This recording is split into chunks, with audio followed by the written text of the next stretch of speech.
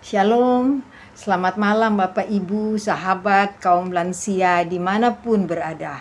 Salam damai sejahtera.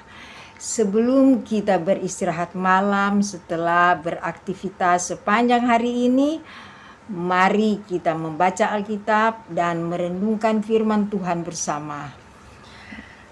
Dewan PKLU GPIB menyediakan program bagi kita semua.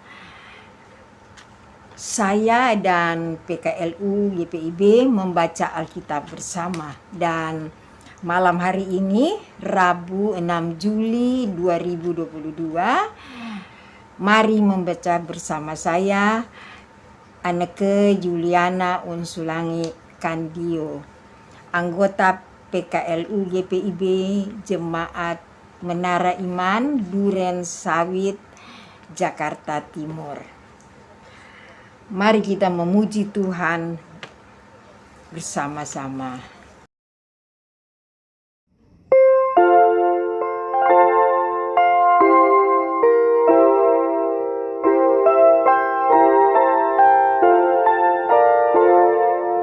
Yesus menginginkan daku bersinar baginya,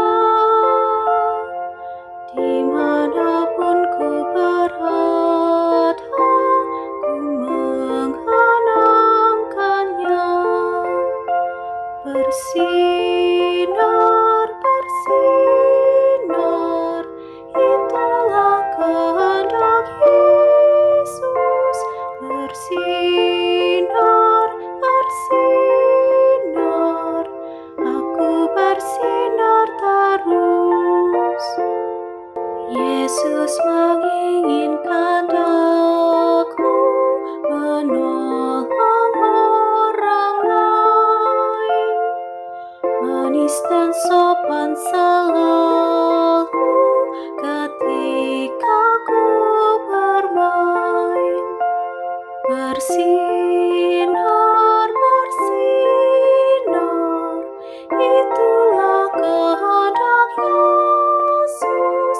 Bersinar, bersinar, aku bersinar terus. Sebelum kita membaca bersama, mari kita berdoa, mohon bimbingan dan tuntunan Roh Kudus. Kita berdoa. Allah Bapa yang Maha Kasih, yang kami kenal melalui anak-Mu Yesus Kristus. Engkau sumber hidup kami. Kami datang bersyukur dan berterima kasih kepadamu Tuhan atas pemeliharaan dan pertolongan-Mu. Kasih-Mu begitu besar kepada kami semua. Saat ini kami ingin membaca Alkitab bersama dan merenungkannya. Tuntun kami semua, berikan kami hikmat Tuhan, agar firman Tuhan yang akan kami baca dan renungkan bersama, kami mampu lakukan dalam kehidupan kami hari lepas hari. Berfirmanlah ya Tuhan, kami sedia mendengarkan. Amin. Bacaan Alkitab malam ini dari kitab Perjanjian Lama, 2 Tawarikh pasal 6 ayat 3 sampai dengan 11. Kitab Perjanjian Lama 2 Tawarikh pasal 6 ayat 3 sampai dengan 11 yang menyatakan, Tuhan menepati janjinya kepada Daud. Kemudian berpalinglah raja lalu memberkati seluruh jemaah Israel, sedangkan segenap jemaah Israel berdiri. Ia berkata, terpujilah Tuhan Allah orang Israel yang telah menyelesaikan dengan tangannya apa yang difirmankannya dengan mulutnya kepada Daud ayahku. Demikian, sejak aku membawa umatku keluar dari tanah Mesir, tidak ada kota yang kupilih di antara segala suku Israel untuk mendirikan rumah di sana sebagai tempat kediaman namaku, dan tidak ada orang yang kupilih untuk menjadi raja atas umatku Israel. Tetapi kemudian aku memilih Yerusalem sebagai tempat kediaman namaku dan memilih Daud untuk berkuasa atas umatku Israel. Ketika Daud ayahku bermaksud mendirikan rumah untuk nama Tuhan, Allah Israel, berfirmanlah Tuhan kepadanya, "Engkau bermaksud mendirikan rumah untuk namaku, dan maksudmu itu memanglah baik. Hanya bukanlah engkau yang akan mendirikan rumah itu, melainkan anak kandungmu yang akan lahir kelak. Dialah yang akan mendirikan rumah itu untuk namaku." Jadi Tuhan telah menepati janji yang telah diucapkannya. Aku telah bangkit menggantikan Daud, ayahku, dan telah duduk di atas takhta kerajaan Israel. Seperti yang difirmankan Tuhan, aku telah mendirikan rumah ini untuk nama Tuhan Allah Israel, dan telah menempatkan di sana tabut yang memuat perjanjian yang telah diikat Tuhan dengan orang Israel. Demikian renungan firman Tuhan yang telah kita baca bersama malam hari ini, yang diambil dari kitab 2 Tawarikh pasal 6 ayat 3 sampai dengan 11, diberi judul dalam Sabda Bina Umat, yaitu pilihan yang mencengangkan.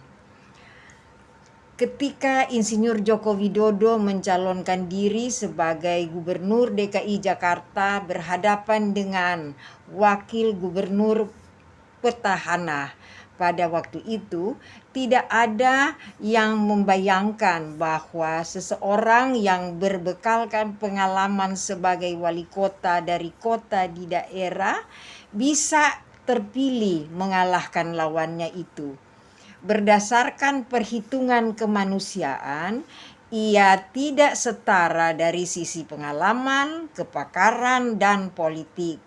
Karena itu, akan sulit baginya memenangkan pemilihan tersebut.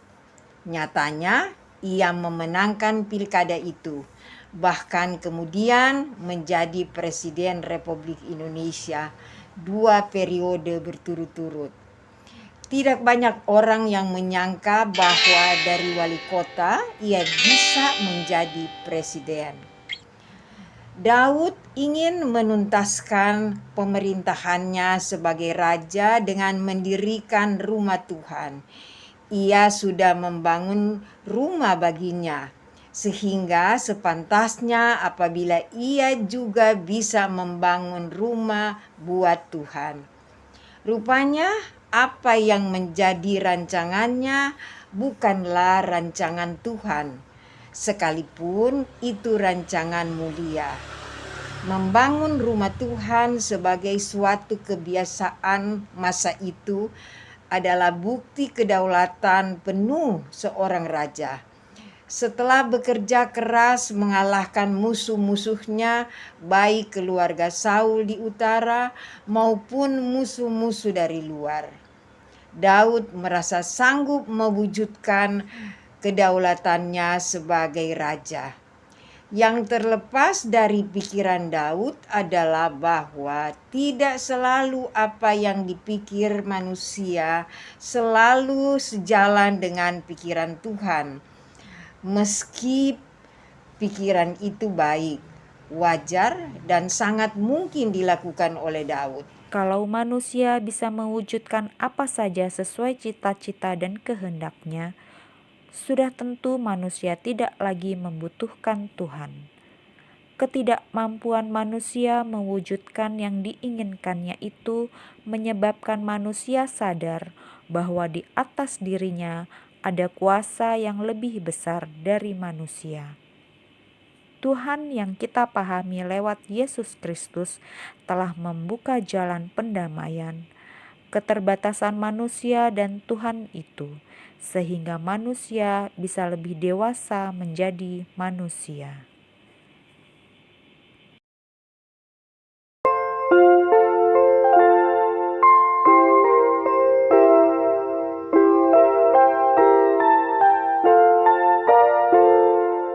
Kumohon Yesus menolong, menjaga hatiku,